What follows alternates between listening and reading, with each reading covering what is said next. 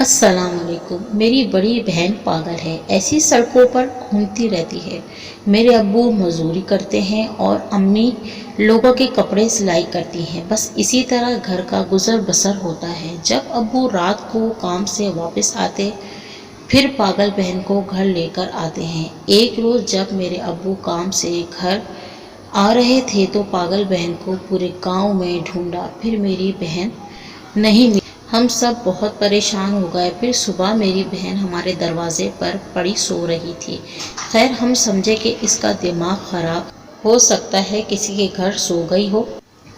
ایک مہینے کے بعد ہم سب گھر والے رات کو گہری نیند سو رہے تھے۔ اچانک کسی کی الٹیاں کرنے کی آواز آئی۔ امی بھاگ کر دیکھنے گئیں۔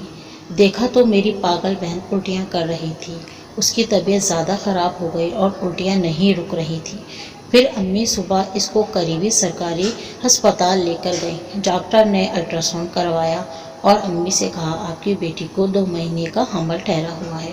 امی یہ سن کر بہت پریشان ہو گئیں اور ڈاکٹر سے کہا اس بچے کو ضائع کر دو، میری بیٹی کنواری ہے اور اس کا دماغ بھی خراب ہے۔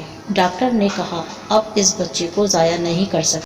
پھر امی گھر آئیں اور ابو کو بتایا۔ ابو یہ سب سن کر بہت پریشان ہو گئے۔ پھر ہم لوگوں نے اپنی پاگل بہن سے پوچھنے کی بہت کوشش کی پر بیچاری نہیں بتا پائی۔ خیر اس طرح 9 مہینے گزر گئے پر بچے کے باپ کا کچھ پتہ نہیں چلا۔ پھر ایک دن میری بہن کو لیبر پین شروع ہو گئے۔ وہ بہت رو رہی تھی۔ تکلیف کی وجہ سے امی اس کو اسپتال لے کر گئیں۔ پھر تھوڑی دیر میں خبر آئی بیٹی پیدا ہوئی ہے۔ جب امی اور میں نے بچی کو دیکھا تو بہت پیاری بچی تھی۔ مجھے بہت پیار آیا کیونکہ بچے تو فرشتے ہوتے ہیں۔ پھر ڈاکٹر نے امی کو بلایا اور امی سے کہنے لگیں میرے بھائی اور بھابھی کینیڈا میں رہتے ہیں، ان کی اولاد نہیں ہے، اگر آپ چاہیں تو یہ بچی میرے بھائی بھابھی کو دے دیں۔ امی نے فوراً ہاں کر دی۔ پھر وہ لوگ آئے اور بچی کو دیکھا اور بہت خوش ہو گئے۔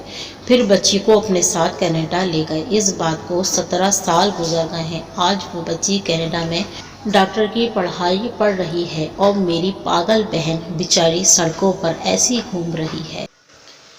اس طرح کی اور اچھی کہانی سننے کے لیے ہمارے چینل کو سبسکرائب کیجیے اور لائک کے بٹن کو ضرور پریس کیجیے اور کمنٹس میں ہمیں ضرور بتائیے کہ آپ کو ہماری یہ کہانی کیسی لگی۔ اللہ حافظ۔